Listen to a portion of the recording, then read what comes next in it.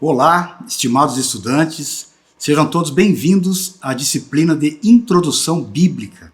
Eu quero cumprimentar a todos com a paz do nosso Senhor Jesus Cristo.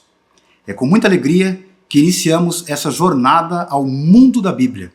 Esperamos contribuir para a sua formação pessoal e ministerial. Quero lembrar que você terá diversas aulas em vídeo, mas isso não elimina a necessidade de estudar o livro didático. Os detalhes e as peculiaridades serão oferecidos a cada aula. Divirta-se em teus estudos e que Deus te abençoe. O objetivo da disciplina Introdução Bíblica é levar você a compreender como surgiram os primeiros textos sagrados, como eles foram transmitidos, copiados e colecionados até chegar à forma atual daquilo que chamamos a Bíblia Sagrada. Iniciaremos com a Bíblia como livro e ainda nessa aula também aprenderemos algo a respeito da estrutura da Bíblia. A Bíblia, um livro importante para todos nós, começou a ser transmitida verbalmente, antes mesmo de a escrita existir. O livro de Gênesis conta como as histórias divinas eram passadas de geração em geração, de pai para filho, de boca em boca, e mais tarde essas histórias foram reunidas em uma coleção de livros que conhecemos como a Bíblia. Embora seja considerada a palavra de Deus, a Bíblia é uma coleção de livros escritos ao longo de muitos séculos por diferentes autores. Ela tem capítulos, versículos e anotações para ajudar na compreensão. Para estudá-la melhor, é importante entender sua história e os idiomas em que foi escrita originalmente: o hebraico, o aramaico e o grego. Vejamos agora a origem da palavra Bíblia. A palavra Bíblia não é encontrada no próprio texto das Escrituras Sagradas. Ela foi usada pela primeira vez pelo patriarca João Crisóstomo para descrever esses escritos sagrados. A origem do termo vem do grego biblos, que se refere a uma folha de papiro ou a um pequeno rolo de papiro. Com o tempo, biblos passou a significar livro e Bíblia passou a representar uma coleção de livros pequenos. No século II, os cristãos se referiam à Bíblia usando termos no plural, como os livros divinos ou os livros canônicos. No entanto, na língua portuguesa, o termo assumiu uma forma feminina e singular, devido à sua derivação do latim. Dentro dos textos sagrados, a Bíblia é frequentemente chamada de Livro do Senhor, Palavra de Deus, Escrituras, Oráculo de Deus e também Santas Escrituras. Agora é o momento de compreendermos a estrutura da Bíblia, começando com o Antigo Testamento. O Antigo Testamento é composto por 39 livros organizados em 4 categorias principais: lei, história, poesia e profecia.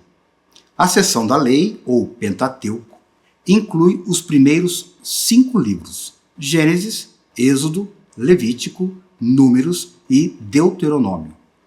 Eles abordam as origens do universo, a libertação de Israel da escravidão e as leis de Moisés. A seção de História compreende 12 livros que narram aproximadamente 8 séculos da história de Israel, incluindo períodos como a teocracia, a monarquia, a fragmentação do reino e o cativeiro. A seção de Poesia apresenta livros poéticos como Jó, Salmos, Provérbios, Eclesiastes e Cantares. Alguns exploram o sofrimento e a existência humana, enquanto Provérbios oferece sabedoria e instrução prática. A seção de profecia, com 17 livros, inclui profetas maiores como Isaías, Jeremias, Ezequiel e Daniel, e profetas menores como Oséias, Joel, Amós e outros. Esses livros contêm previsões e mensagens de Deus transmitidas pelos profetas.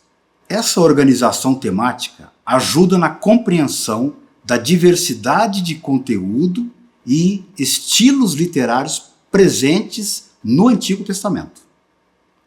Vejamos agora a divisão da Bíblia hebraica. É importante lembrar que as escrituras hebraicas, ou Tanar, organizam os livros de forma distinta da Bíblia cristã. Elas são divididas em 3 grandes blocos: a Torá, lei, os Nevim, profetas, e os Ketuvim, escritos, totalizando 24 livros em comparação com os 39 da Bíblia cristã. Alguns livros são combinados em um único volume, como 1º e 2º Samuel, 1º e 2º Reis, 1º e 2º Crônicas, Esdras e Neemias e os profetas menores, são 12 livros. A categoria dos escritos, também conhecida como hagiógrafos, contém a Megilá, que inclui 5 livros. Cada um desses livros é lido durante celebrações importantes no judaísmo. O Cântico dos Cânticos, na Páscoa, Ruth, no Pentecostes, Eclesiastes, nos Tabernáculos, e Esther, no Purim, e, por fim, Lamentações, em memória da destruição de Jerusalém. Essa organização reflete a importância histórica e religiosa desses livros para a fé judaica, destacando sua relevância em rituais e cerimônias específicas. Por fim, veremos a estrutura do Novo Testamento. O Novo Testamento é constituído por 27 livros organizados em 4 categorias: biografia de Jesus, história, epístolas e profecia. A seção de biografia é composta pelos 4 evangelhos: Mateus, Marcos, Lucas e João. Eles narram a vida e o ministério de Jesus, com João se destacando por sua abordagem teológica mais aprofundada. A seção de história é representada pelo livro de Atos, que descreve a história da igreja primitiva e a disseminação do evangelho pelo mundo. A seção de epístolas contém 21 cartas, com 13 delas sendo atribuídas ao apóstolo Paulo e as restantes escritas por outros autores. Elas oferecem instruções doutrinárias e diretrizes para que as comunidades cristãs e indivíduos saibam viver de acordo com a vontade de Deus. A seção de profecia é representada pelo Apocalipse, que aborda a segunda vinda de Cristo e eventos relacionados, além de oferecer visões sobre o futuro da igreja e da humanidade.